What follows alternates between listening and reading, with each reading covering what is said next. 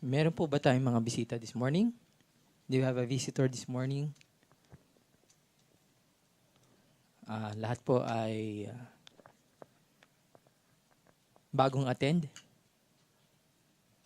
Wala pong bagong attend?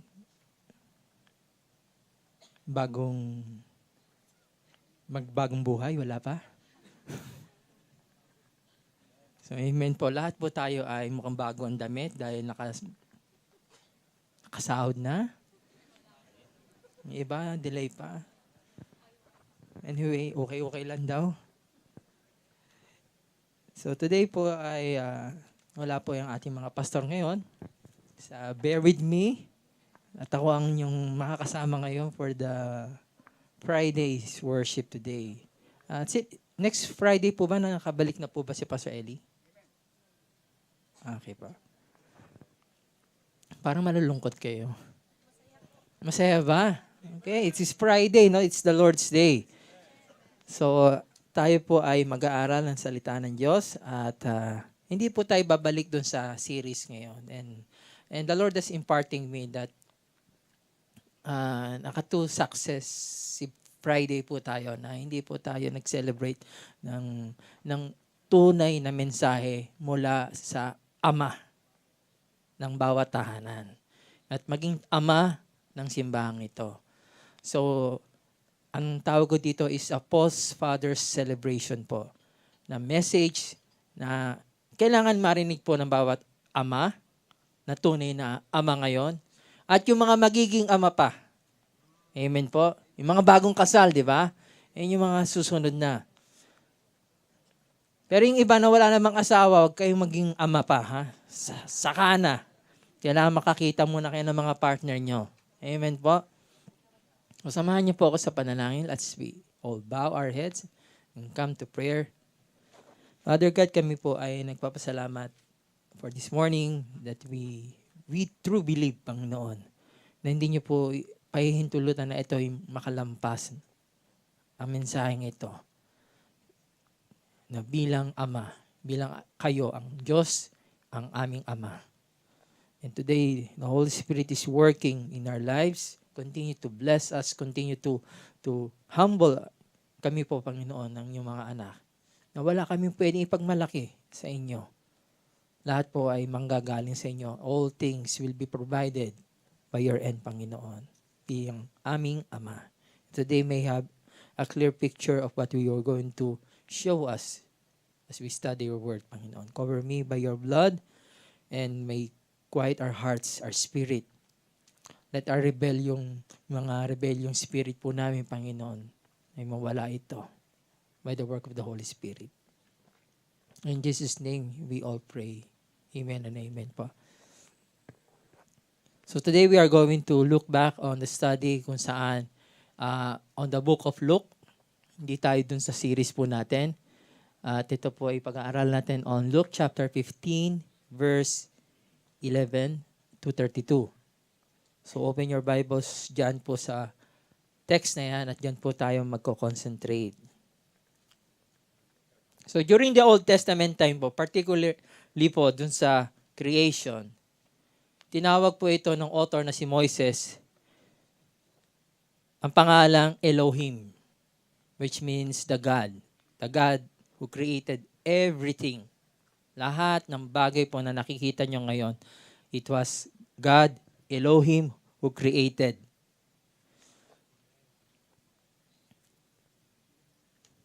So, Elohim means the God, our Creator. Amen? Pero meron po mga personal or compound name ang ating Diyos.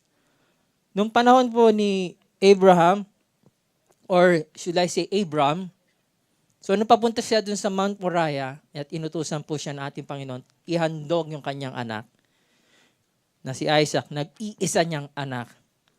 Tinawag po niya ang kanyang Diyos. Sabi niya kasi, Ama, sabi ni Isaac, Ama, meron tayong panggatong. Pero wala tayong iaalay. Ang sabi ni Abram, the Lord will provide Himself. So ipoprovide po niya. So tinawag po niyan Jehovah Jireh. So nakikita niyo po yung bawat character ng men in the Bible, pinapangalanan nila ang tawag nila sa Diyos na kanilang kinikilala. So by giving them their compound name, kaya nagkaroon ng Jehovah Jireh, nagkaroon po ng Jehovah Nisi, tinawag po ni Moses ito, and Jehovah Rapha, the Lord who heals, Jehovah El Shaddai, the God who is more than enough, Jehovah Shammah, the Lord is always with me, kaya huwag kayong magiging malungkot, nandiyan po ang Diyos kasama nyo, Jehovah Rohi, the Lord is my shepherd.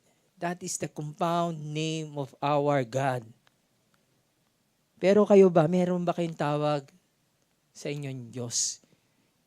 Hindi pag ay Diyos ko, nadulas ka lang na, tinawag mo ang Panginoon sa Diyos na maling way. Hindi yun yung compound name of the God na yung kinikilala. Pag nagugulat ka, doon mo lang natatawag siya. Pero itong mga taon to, men of the Bible, they have called the name of God personally. But God is going to give His personal time. Ipapakilala niya ngayon siya. Magpapakilala siya sa inyo ngayon. Bilang hindi Diyos, kundi a personal relationship with you as your son, as His son, and as His daughter. That is the name mentioned pertains to God's character. And God is willing to make His love, His character to be manifested to us all. So as we look on the book of Luke, chapter 15, verse 11 to 32, ito po ay pinangalanan po the prodigal son. Yun yung alam po natin. Kasi yun yung heading, yun yung title. But, iba po ang papangalanan ko po dito. Ang tawag ko po ngayon dito is the prodigal father. Kasi siya ngayon yung bida. Di ba? Siya lagi yung bida. Hindi tayo ngayon yung bida. Yung mga alibugong anak. Kundi ito yung ating ama. Kasi yung word na prodigal, kala nyo, ang pangit pakinggan. Kasi ginamit nga doon sa prodigal son. Pero in fact, ang ganda po ng meaning ng prodigal. Hindi po to pangit.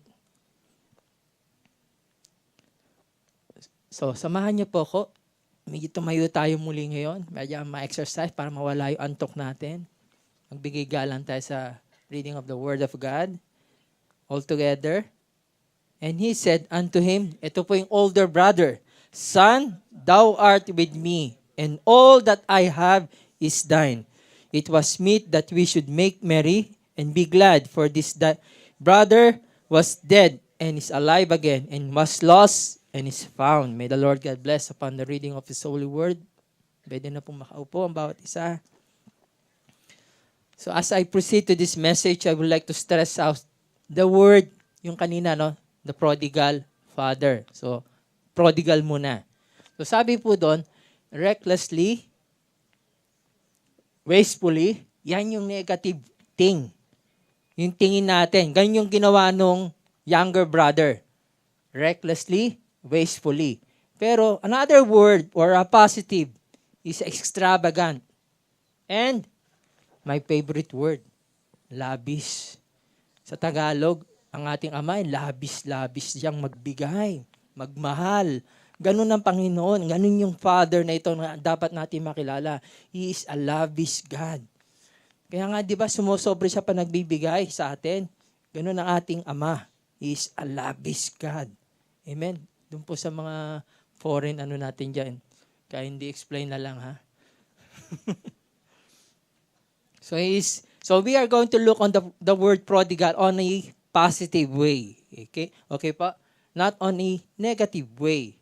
So, doon po sa word na prodigal, ayan na po yung definition niya. Pagdating naman po doon sa word na father, so sabi, tinignan ko po sa website po, na ang pangalan palang father, all over the world, marami po siyang tawag. Diba? So, sa father po, yun yung father, as a definition niya, sa iba-ibang lengguwahe, different language. So sabi sa Tagalog, tatay, itay, tay, ama. Yan yung mga sa atin. Yung iba, hindi ko pa alam kasi yan lang yung mga nakalagay. Di ba? Yun yung sa atin. Oh. Sa mga AirPod daw. Oh. Yan, maganda yan. AirPod, di ba? Para Jeprox, no? AirPod. Para cool daw yung ama. Yung papa pala, akala natin ay an English. It was a French name. Kasi part daw pala na English when yung mga mafia ay natira dun sa Amerika, ang tawag na papa. Di ba? Yung mga ganon. So kung nakapanood kayo ng popa, yung mga ganon. Yung nakapanood dito ng mga Godfather, di ba? Yung mga tawag nila doon.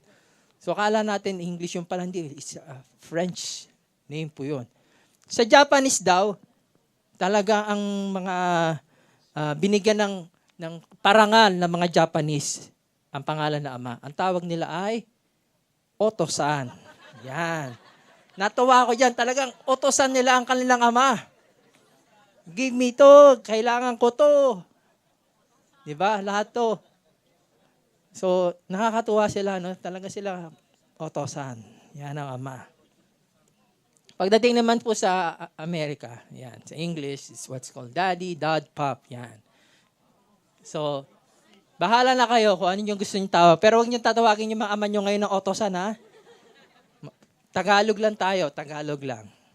So, mag-concentrate tayo dyan sa salitang ating pag-aaralan. So, prodigal, he is a prodigal father. He is a lavish father. He is our prodigal or extravagant na tatay. Yan, ganun po yung ating amang pag-aaralan ngayon. So, not many days after, the younger son gathered all together and took his journey into a far country.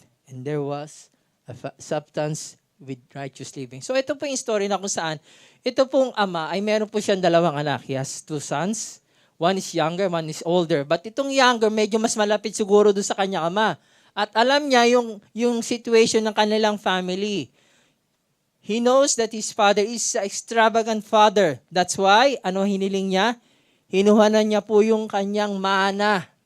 Hindi na po niya inintay yung death ng kanyang ama. Sabi, why hintayin ko pa yung death ng ama ko when I can get it now? Ngayon pa lamang pwede ko na siya makuha, yung mana. At yung kanyang ama po ay hindi po nagdalawang isip na ibigay po sa kanya yon. Ibinigay niya agad yung kanyang mana. Grabe, no? Utusan talaga yung ama, no? Naibigay agad yung gusto ng anak, yung younger. At take note, so 3 lamang po sila maghahati doon. So it means yung younger brother, ang kinuha niya lang ay yung 1/3 lang. So it means meron pa natitirang 2/3 para po yun dun sa panganay. So mas malaki yung panganay kaysa dun sa younger brother. So it means hindi pa naubos yung kayamanan nila. It's just only right for his. Kasi kung ano lamang pong would fall on him. So, ano lang yung nararapat na ibigay na ama, yun yung ibinigay niya sa kanyang anak. So, the moment he received yung kanyang mana, ano po ginawa niya? Saan po siya nagpunta? On a far country. Hindi dun lang sa lugar nila, hindi sa kapitbahay. May iba kasi pag, lalayas ako, yung pala na dun lang sa kapitbahay. Lilipat lang ng bakod.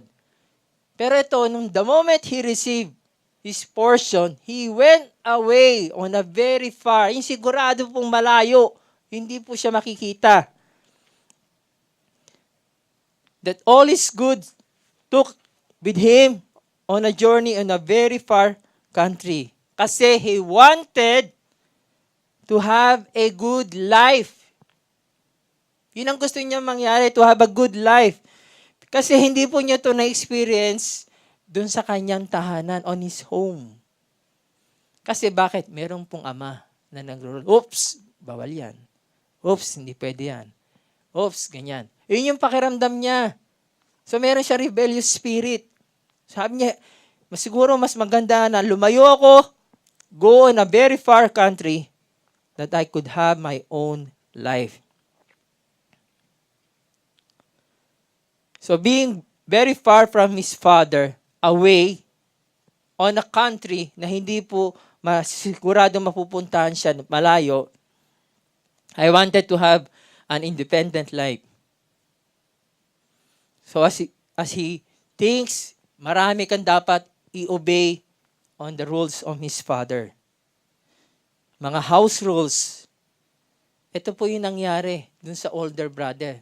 Kasi alam ng older brother yung rules. Kaya doon later part of the story, malalaman po natin kung ano yung mga rules na alam nitong brother. Kaya sabi niya, I need to have space. I need to breathe. Sabi niya ganun. I need to be far away. This is not my life.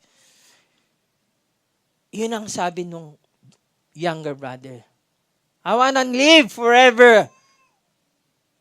Parang kanta tayo na. Live forever. This is not my life, sabi niya. Na-experience niyo ba yon? Na para kayo nasasakal? Ano sinasabi niyo? Hindi ko magawa yung gusto kong mangyari. Pero pag malayo ko, magagawa ko yon. Uy, alam nila yon. Alam nila yung pagiging malayo. Yung wala nakakakita sa kanila. Walang, bawal yan. Kumbaga parang sa kanila, everything is legal. Pero in fact, meron pong nakakakitang Diyos sa atin. That is our God. Kahit takpan nyo mata nyo, nakadilat pa rin po siya. Nakikita niya kayo. Nakikita niya ang bawat isa. Kaya nga, being far from his father, not meant na ito po ay magiging magandang kanyang buhay. So sabi dito, no, that when you ask, and it will be given to you. Seek and you will be find. And knock and it will be open to you. Ito yung knock na pag sinabing knock talagang sobra, knock ha. Yung talagang kakatuka. Pag nag-ask ka, talagang hanggat di na ibibigay. Ganon. At pag yung nag-seek ka, pag hindi mo pa rin nakikita, talagang hahanapin mo siya. Ganon ito yung attitude ng younger brother. So yung attitude ng brother is that way na meron po dapat maging character tayo hanggat hindi na ibibigay. Ganon yung mangyayari. So that is the attitude of this brother. Younger brother. Pero ano nangyari? Di ba ibinigay ng father niya yung kanyang gusto? But to be away from the father means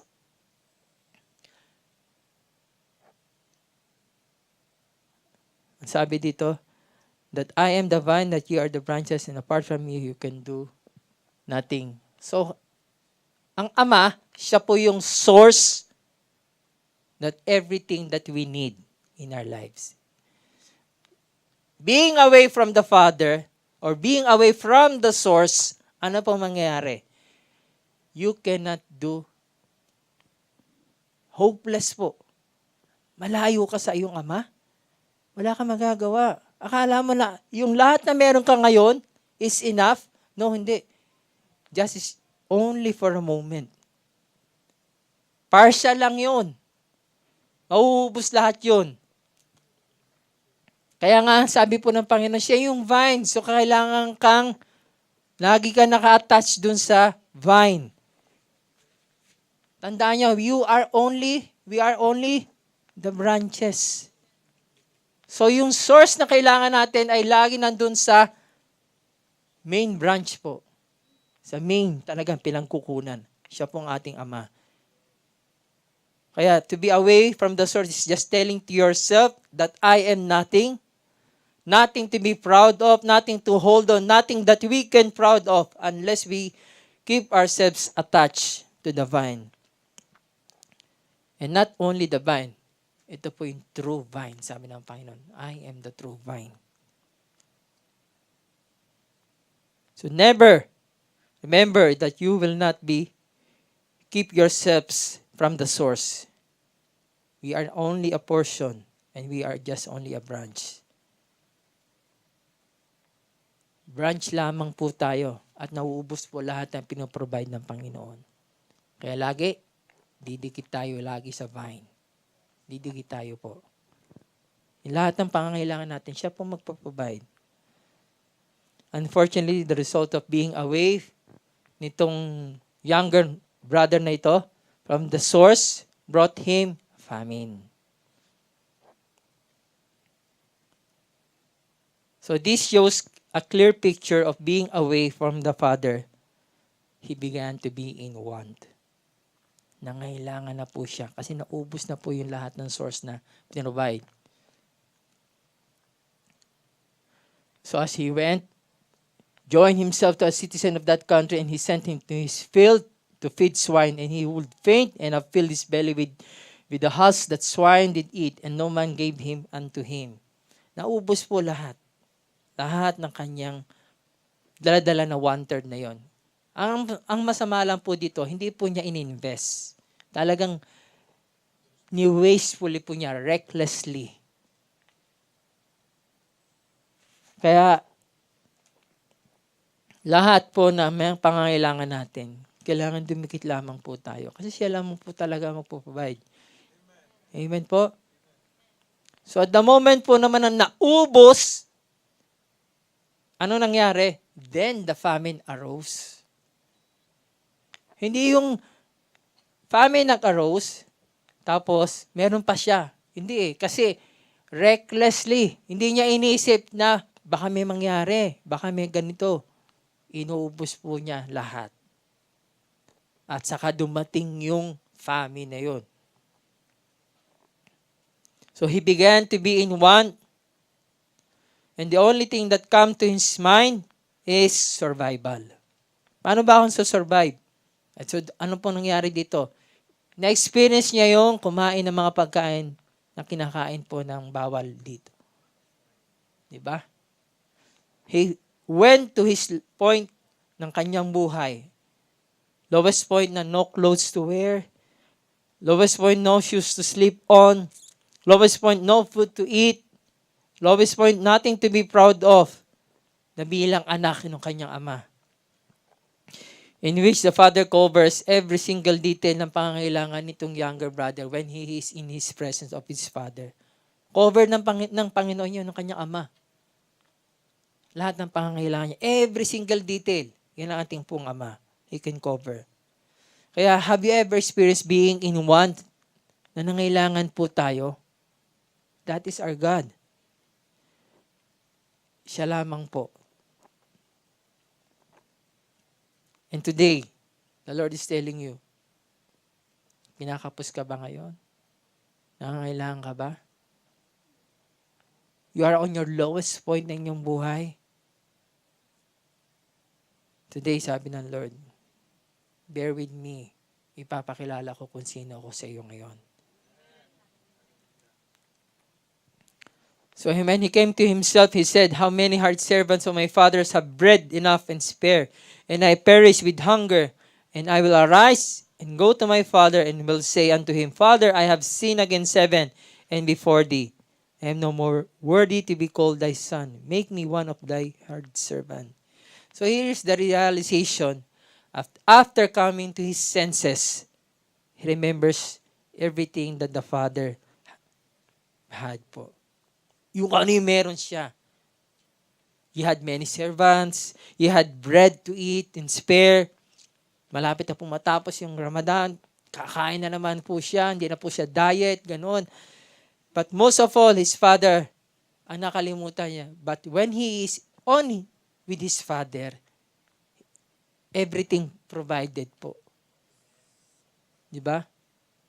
Kasi nung umalis siya, nung dala-dala niya, siya lahat nag-provide ng kanya. Ay, kailangan pala akong umupa. Kailangan pala akong mag-rent. Kailangan pala ano. Well, in fact, pag nandun po siya sa tahanan ng kanyang ama, hindi siya umuupa. Pag kailangan niya ng pagkain, kukuha lang siya sa rep. Diba? Ganun ang ama eh. Pag ubos na, bago pa maubos yun, alam ng ama kung anong kailangan mo. Puprovide na ng ama yon.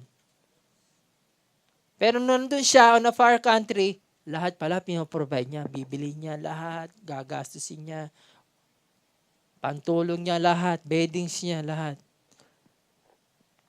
Eh, naubos lahat yun. So sabi niya, babalik na lang ako. He had to rehearse himself what I'm going to tell to my father to treat me just only as his hard servant, not of his son. Hard servant na lang. Siguro, yun na lang nararapat para sa akin. Do you know that what our Father is doing when we are far from Him? Ano po yung ginagawa niya? Being away from Him. Nung umalis tayo, ang ginagawa po niya is, He is always waiting for you to come back. Kaya yung kanta kanina, ang ganda rin, di ba? Iniintay niya yung pagbabalik mo. Pero hindi ito yung pagbabalik na tinitingnan natin. Kasi ang bida dito, yung Ama. So look nyo po ng 360 degree. This is not a picture of yung Son returning back. But this is a picture of a Father receiving us. Yun po yung Ama. Kasi tayo hindi na niya ma-picture yung kanyang sarili na pagbalik niya eh. Hard servant na lang yung nire-recognize niya for himself. Pero tingnan niyo yung picture kung ano gagawin ng Ama. Dapat yun na tinignan niya. And minsan, ganun po nangyayari sa atin. Tinitignan natin kasi yung sarili natin. That's why we cannot come to the Father. Now as God is telling you, our Father, tingnan niyo yung picture niyo na kung saan ang Ama, He is willing to receive us. That is our Father. That is the thinking dapat nangyari ng kanyang Ama. His Father is what? An extravagant Father. A lavish Father. Hindi yung tingnan niya na recklessly Father. Ay, inubos mo na eh. Ba't ka pa babalik? Ito po yung kanyang Ama. Receiving Him. So every day His Father is waiting for His return. Carefully looking on the horizon, our glorious comeback. The Father never fainted and saw His younger son. But when He saw His son, sabi niya, on a very far away, He had compassion on him. Naawa po yung kanyang Ama. Kaya yung kalagayan mo, kaawa-awa yan sa Ama. Alam ng Ama ang kalagayan mo. Kasi alam niya nung umalis ka, taas ang noo mo. Proud ka. Kasi meron kang dala-dala, meron kang pagmamalaki sa iyong sarili. Well, in fact, alam ng Ama na mauubos yan for time. Merong oras yan, mauubos yan. So when He came back, alam ng Ama, ito na yung kanyang pagbabalik. Ubos na. Ubos na po. And sometimes ganun tayo, pag bumabalik tayo sa Panginoon, wala na tayo. We needed Him. We needed our Father. And from the distance, the Father saw him, He looks, and He came back. For He saw him when he had left, before his head straight, with his arm full of his goods, with his expensive slip on, and with the character of saying that I will never come back anymore on this house. Ganun siya nung umalis. Pero ano nangyari? It brought him back. Yung kanyang paa, binalik po siya sa kanyang tahanan. Yun naman po kagandahan natin, mga kapatid. Tayo po, bilang mga anak, alam po natin dapat bumalik sa ating tahanan. Kung saan tayo nagmula. Kahit nandito na tayo sa far, far away country na ito, babalik pa rin tayo sa ating Pilipinas, sa ating Ama, sa ating tahanan. Nothing pwedeng pagmalaki. Babalik ka pa rin. You need to set your foot back on the place kung saan nandun yung the source, ang ating Ama. Kailangan mo lunukin yung pride mo para ka lang makabalik. But the only thing that connects to Him, to His Father, is, mga kapatid, do you have that relationship na sinasabi po nito? Kasi alam tong anak na matatanggap pa rin po siya ng kanyang Ama. Bakit? The Father saw His very own son and daughter. Kayo po yon. He saw His son and His daughter. Hindi po niya nakita yung lahat ng bagay na dala-dala niya. Ang nakita niya yung picture lamang ng kanyang anak ng pagbabalik.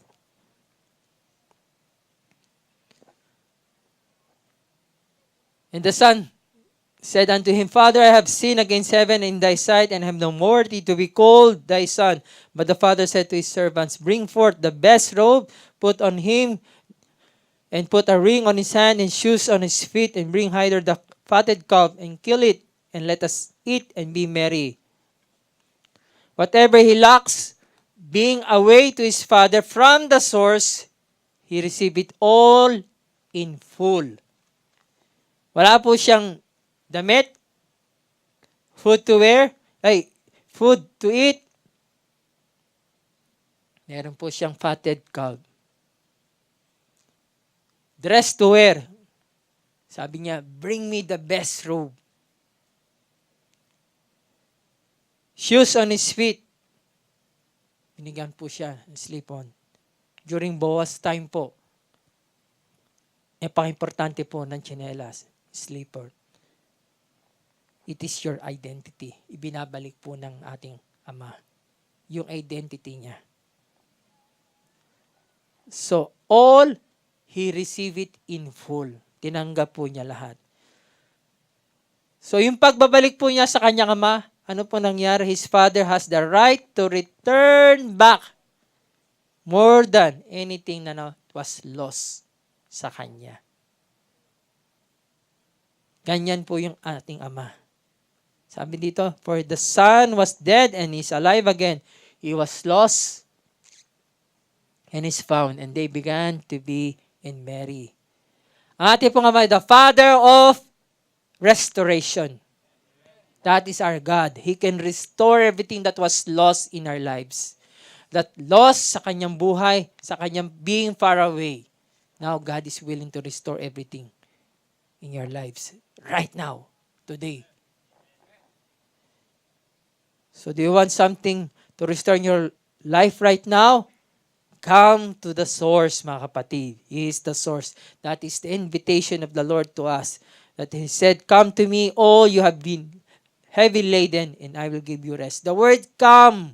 Ilang beses po ito binabanggit ng Panginoon. Sabi niya, come, and I will make you fishers of men. Ito po yung hindi makapanghuli itong mga disciples natin, Panginoon. But the moment, nung narinig po nila yung word na come, nakahuli po sila.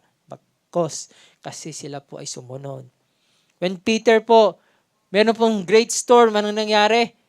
Sabi, Lord, if it's you, bid me to come to you. Ano sabi ng Panginoon? Come. Ngayon, kung ikaw you have your storm in your life, God is telling to us, come. Sabi ng Panginoon. The invitation is open for us all. But the story does not end here. Sa pagbabalik po, the son returning back to his father. He was lost, but now he is found. That's not the story. It not ends po done. Nagpatuloy pa rin po ito. Ano nangyari? His elder son was in the field, and he came and drew nigh to the house, and he heard music and dancing, and he called one of the servants and asked what this thing meant. Sabi niya, ano ba to? Sandali lang ako nawala. Ano nangyari? Meron ng tugtugan. Music and dancing sa tahanan. Sabi niya, ano yung narinig ko dyan? Nawala lang, bakasyon lang ako eh. Pagbalik ko, ito na. Magulo na simbahan. Anong nangyari? Sabi ni pastor no? Joke lang, no? Naka-record ba yan? Ano ba yan? Sabi niya, mga tugtugan na yan, may makasayaw na. Yan, parang yugyuga na, parang ganun. Nagulat siya. Sandali lang ako nawala. Ang sabi ng servant, kasi yung younger brother mo, yung kapatid mo, he came back, he was lost and he's found. Kaya nagsasaya, tapos sabi ng ama, let's kill for a fatted calf. Sabi niya ganun. Ganun ba? Ano tingin yung reaction ng older brother? Negative ba o positive? Nega siya. Negang-nega siya, no? Sabi niya, and he said unto him, thy brother is come, thy father had killed and fatted calf. So he was angry and will not go in. Therefore his father came out and entreated him. And he said, ano sabi niya? And he answered saying to his father, take note, hindi po Chinese ang kanyang ama. Sabi niya, lo! Sabi niya gano'n. Hindi Chinese ang kanyang ama. Tinawag niya Chinese ang kanyang ama. Lo! Sabi niya gano'n. Hindi.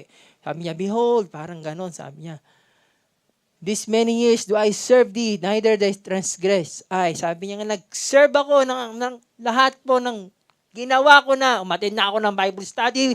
Sumayaw na ako ngayon. May sayawan dito. Pero man lang, hindi niyo ako binigyan. Lord, yung hinihiling ko, sabi niya gano'n, Ama, you have not given me anything. Samantalang, ano sabi niya rito?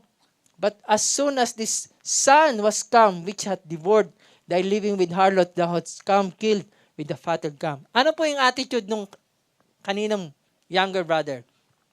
Yung younger brother, he has an askful spirit. Alam niya yung hinihiling niya sa kanyang ama. Well, in fact, ito ring anak, ano nangyari?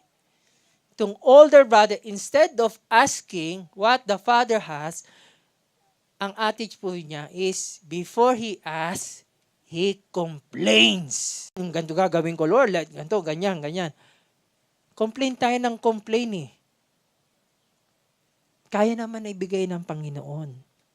Ang nangyari sa kanya, nag-complain siya, he was also angry.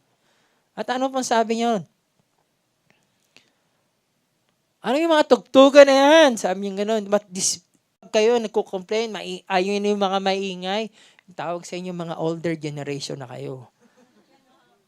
Ayun yung mga gigawin na yan, pakipatay na yan, pakihinahan na yan, lakas, hinahan nyo, ganyan. Nagko-complain na kayo, mga older generation kayo. Kasi itong mga younger, kasi sabi dito ng ama, he loved music and dancing. Ang ating ama, he loves music. Gustong-gusto niya ng music. At yun po yung nawala sa kanilang tahanan nung umalis po yung anak. Kaya parang nung nawala yung anak, parang masaya yung older brother. Pero nung bumalik na naman yung tugtugan, ayaw na naman niya. Kaya sabi niya, ano tong nangyari ito? Kaya pag kayo ay sita kayo ng sita, ay kayo yung mga elder na mga generation. Our Father is very much alive. Buhay po siya. Kaya hindi pwede yung tugtugan natin pang punebre. Masaya lagi. Amen po? Question ngayon dito is, how do we ask our God?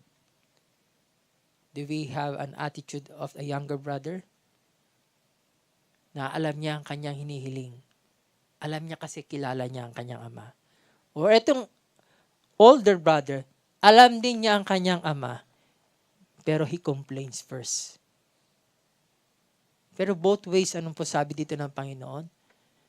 Ng kanyang ama, and he said unto him, Son, thou art ever with me. Nalimutan po niya that being with the Father on the source, provided na ng ating Panginoon. Provided ng Ama. And all that I have is thine. Kaya sabi niya, kahit siguro yung mana ko, yung 1/3, sa'yo na yun eh. Binibigay ko rin yun, 2/3. Yun yung older brother. 2/3 yung kanya. 1/3 lang yun sa younger. So ano mas marami? Yung younger ba? O yung older? So ngayon pwede ka palang humiling sa ama natin, di ba? Hilingin mo na kung ano yung gusto mo. Ibibigay naman ng Panginoon eh. Ibibigay niya. So it was meet that we should make merry and be glad for thy brother was dead and is alive again, and was lost and is found. So our Father, the prodigal Father, an extravagant Father, a lavish Father, is willing to give on both Son. Ibig sabihin po dito, wala siyang kinikilingan. Wala siyang pinipili. Kaya you could not compare your life on others. Bakit sila? Okay yung buhay nila. Ano meron sila na binibigay na? Oo, nagko-complain ka na. Baka nagiging older brother ka na. Di ba? Kaya ang sabi dito, humiling ka na lang. Be like a younger brother. That is the prodigal father. Pero, the Spirit is telling us, sabi dito, no, I will be your father, and you will be my sons and daughters, says the Lord Almighty.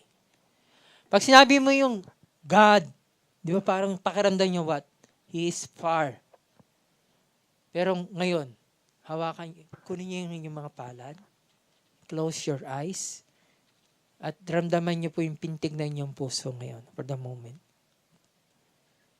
Ramdam niyo po yung pintig.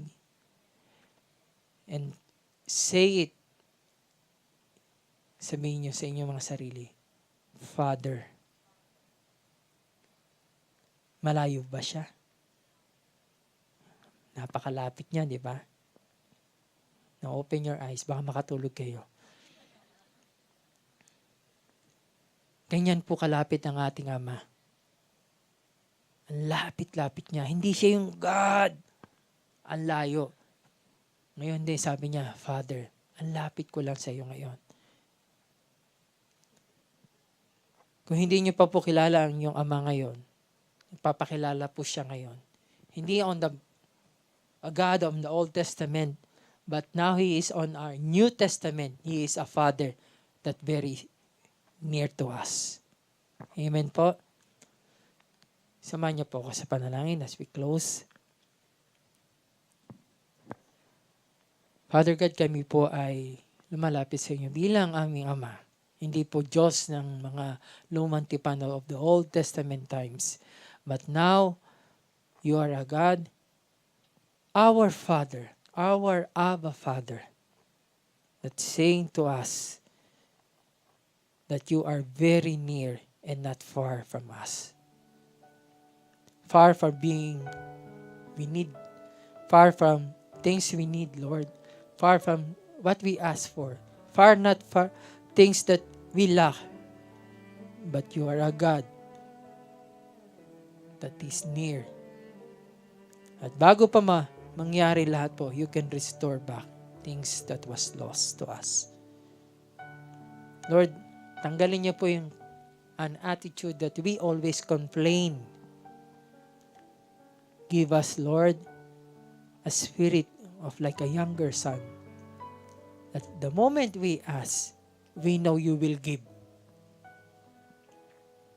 Wala po imposible sa inyo, Panginoon. Kung naibigay nyo doon sa younger son, kaya nyo ring ibigay. Ano man, trabaho, nihiling mo, kaya ng Panginoon yan. Just only a portion lamang na hinihiling nyo. Mayaman ang inyong Ama. He is a lavish God. Visa ba? He can provide. Trabaho ba? He can provide. Job na kailangan nyo that you can serve, He can provide. Anak ba? He can provide. Lahat po ay hindi imposible sa ating Ama. Partner ba sa buhay nyo? Sa mga nag-aas po ng mga dalaga at binata, He can provide you with the right person, a character of a godly person. He can provide you. That is our God. That is our Father. So Lord, whatever we lack right now, today, just raise your hand and we will pray for you. Diyan lang kayo sa upuan niyo. Salamat po sa mga nagtataas ng kamay. Lord, sa mga pangangailangan nila, nakikita niyo ngayon, Lord, ang mga pangangailangan nila, Lord. That they are lifting their hands, Lord. Symbolizes that we, Lord, we lack everything, Panginoon. Ngayon, Lord, nangangailangan kami, Lord. And Lord, reach our hands, Lord. Di ba ito yung iniintay nyo, Lord? Ito yung moment namin ngayon, Lord. Iniintay nyo at lagi nyo inaabangan yung pagbabalik ng inyong anak. Lord, ito po nagtataas ng mga kamay ang inyong mga anak, Lord. Salamat po sa mga kamay na ito. Salamat po. Pwede nyo na po yung baba. Lord, you're a God. You are a Father that can restore right now in the name of Jesus. Restore that was lost in our lives, Panginoon. That is our God. He can restore now in the name of our Father. In the name of the Father. Nakilala po natin na hindi po siya malayo. He is a Father. He is very near to you right now. He can restore everything that was lost. Na ano pang ginawa ng kaaway para po kami linlangin, Panginoon. Right now, in your name, in the Father, in your name. Restore it, Lord. Our health, Lord. Everything, Lord. Basa niyo po, Lord, ng aming mga puso, Panginoon. At you provide, Panginoon. Hindi na po namin kami magko-complain, Lord. Ayaw na po namin yung spirit ng pag-complain. But we will be merry, Lord. Happy. Every single life. Every prayer that when we come to you, Lord, we will have a thankful spirit, Panginoon. Thankful spirit. Na masasabi po namin na hindi po kayo naging malayo sa amin, Panginoon. That you have reached us. That you have waited yung aming pagbabalik. Now, Lord, we have returned back on the home, a rightful home, Lord. At being far from, away from you, Lord, unexperienced, na hindi na po namin sabi, babalikan pa. Never, ever, we will come back sa lumang buhay na yon. Kasi mas gusto po namin sa inyo lamang presence. Salamat po. In Jesus' name, we all pray. Amen and amen po. God bless po mga kapatid.